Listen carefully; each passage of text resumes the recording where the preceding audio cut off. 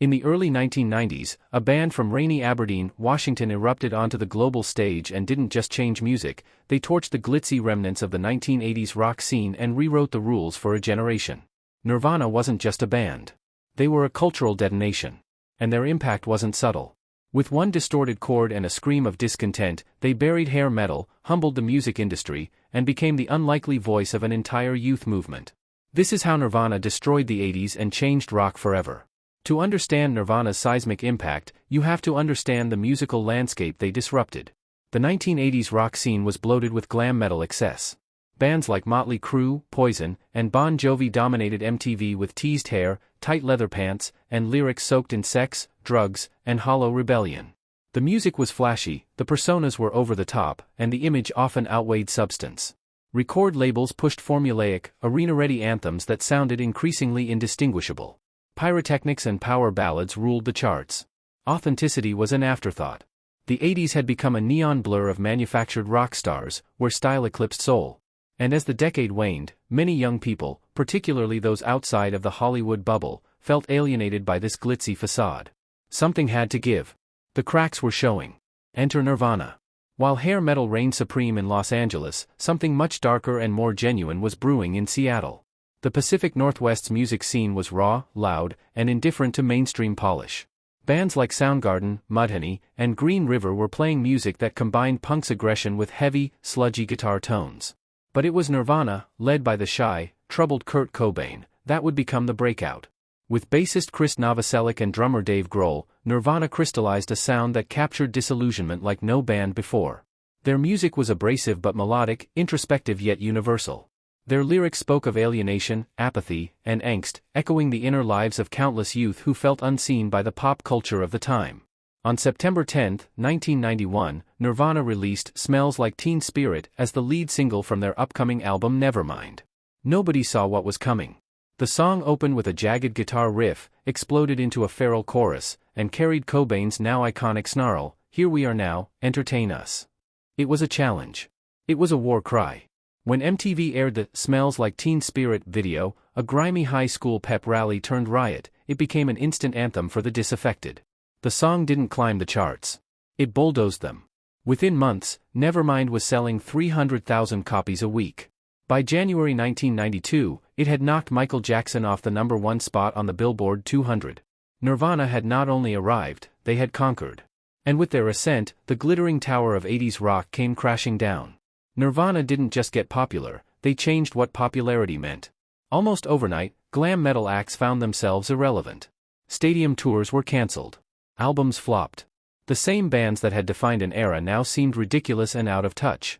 Kurt Cobain's grungy flannel and thrift store fashion made the leather and lipstick aesthetic of the 80s look like a sad costume party. Where hair metal screamed for attention, Nirvana turned inward. Where glam rockers celebrated excess, Nirvana embodied emotional vulnerability and existential dread. And audiences related. Nirvana didn't kill hair metal with disdain, they killed it with authenticity. Young people saw themselves in Cobain. He didn't pose. He didn't pretend. He was, in many ways, the anti-rock star. And that made him the ultimate one. Nevermind wasn't just an album. It was a generational pivot. Songs like Come As You Are, Lithium, and In Bloom became cultural touchstones. Cobain's ability to channel deep pain and confusion into catchy, gut-punching music was unparalleled. For a generation raised on Cold War anxiety, divorced parents, and mass consumerism, Nirvana provided not just a soundtrack but a mirror. They didn't offer answers, they offered honesty. And that was revolutionary. Kurt Cobain didn't want to be a spokesperson. But in rejecting the role, he embodied it even more. His discomfort with fame, his visible struggles with depression and addiction, and his disdain for corporate manipulation made him both a hero and a tragic figure. Before Nirvana, rock stardom was about larger-than-life personas. Think Axl Rose or David Lee Roth, swaggering, shirtless icons who commanded stages with bravado. After Nirvana, everything changed. Kurt Cobain introduced a new template, fragile, introverted, deeply flawed. His fame came reluctantly. He was awkward in interviews, hated the spotlight, and constantly feared being misunderstood. And that realness only made fans love him more. In many ways, Nirvana's success created a paradox. The band that despised commercialization became the most commercialized rock act of the decade. Cobain struggled deeply with that contradiction, famously scrawling, "Corporate magazines still suck," inside a Rolling Stone photo shoot. Yet, through it all, Nirvana never compromised musically. Their 1993 follow-up, In Utero, was rawer, darker, and more abrasive than Nevermind. Instead of chasing more radio hits, they dared to alienate casual fans, while still selling millions. Even in superstardom, Nirvana remained unapologetically themselves.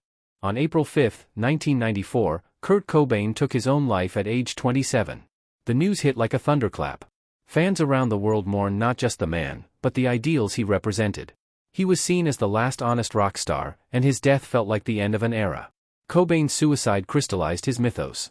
He joined the tragic 27 Club alongside Jimi Hendrix, Janis Joplin, and Jim Morrison. But unlike his predecessors, Cobain's music didn't celebrate rebellion, it mourned it. His death underscored the fragility behind the fury. With his passing, Nirvana ended. But their legacy was just beginning. After Nirvana, nothing in rock music was the same. Record labels scrambled to sign the next grunge act. Bands like Pearl Jam, Alice in Chains, and Stone Temple Pilots found massive success in Nirvana's wake. But none carried quite the same mystique. At the same time, the music industry had to reckon with a new truth: authenticity sold. The public had lost its appetite for glamour and gimmicks. They wanted grit, pain, truth. Alternative rock became the new mainstream. Punk-influenced bands like Green Day and The Offspring broke through. Indie acts saw more visibility. Even pop stars adopted a more real aesthetic. Nirvana didn't just reshape rock, they redefined popular culture. Nirvana's influence transcended sound. They changed fashion, media, and youth identity. The grunge look, flannel shirts, ripped jeans, unkempt hair, wasn't just a style, it was a statement. It rejected the consumerist ideals of the 80s. It said, "I don't care what you think." This ethos spilled into movies, TV, and literature. Films like Reality Bites and Clerks captured the same spirit of disillusionment. Generation X, the so-called slacker generation, finally had a voice. Even today, artists across genres cite Nirvana as a foundational influence. From Billie Eilish's brooding minimalism to Post Malone's genre-blending angst, the Cobain effect is undeniable. The greatest irony of Nirvana's story is how they became what they despised. Cobain wanted nothing to do with rock circus-like fame, yet Nirvana became the main event. He rejected formula, yet created one. Today, bands try to sound like Nirvana to find success, something Cobain would likely loathe. But even within that paradox lies their genius. Nirvana wasn't perfect. They weren't polished. But they were real. And in being real, they became legendary. More than 3 decades after the release of Nevermind, Nirvana's music still resonates. Teenagers still discover, smells like Teen Spirit, and feel like it was written for them. MTV Unplugged in New York, recorded months before Cobain's death, remains one of the most haunting, intimate performances ever captured. Nirvana's story is tragic, but their legacy is triumphant. They didn't just change rock. They saved it. They dragged it kicking and screaming out of a shallow, image-obsessed rut and gave it purpose again. They showed that music could hurt, could heal, could scream, and still be beautiful. In the end, Nirvana didn't just destroy the 80s. They exposed its hollow core and replaced it with something raw, honest, and unforgettable. They challenged an entire industry, redefined fame, and gave a generation a voice. Rock music had gotten too comfortable. Nirvana made it dangerous again. And in doing so, they didn't just change the course of rock, they became its beating heart.